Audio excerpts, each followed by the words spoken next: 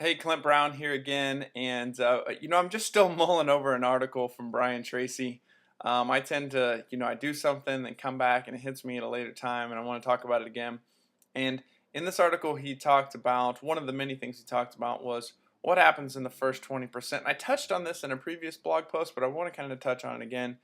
And the idea is that if you got 100% of a task, it's the first, you're looking at it this way, it's the first 20% that really lead into the rest of it. So let me show you a little graphic about what my process looks like in my business and how the first 20% really matters. So you can see here that I've got kind of this funnel that people go through, and there's the first thing is prospecting, and then I get to present my product, I close the deal, I train the people, and then I get referrals.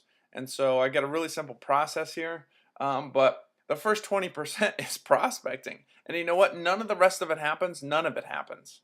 None of it if I'm not prospecting. So for me, the critical 20% is always, always prospecting.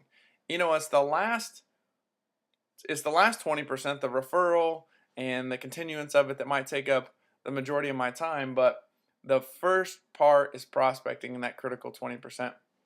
So for you, whatever your business is and whatever your flow is, if you're trying to recruit people to your team, or you're trying to increase your sales, or you're trying to train a new employee or whatever, you might kind of jot down those things and say, what's the first 20%?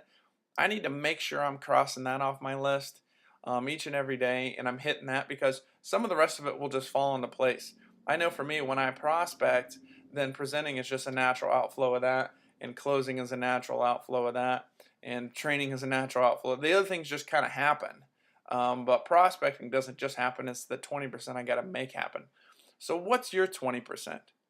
And why aren't you doing it? Why isn't that at the top of your list every day? What's that 20% that just causes the ball to start rolling? What's the catalyst? What's the thing that causes momentum?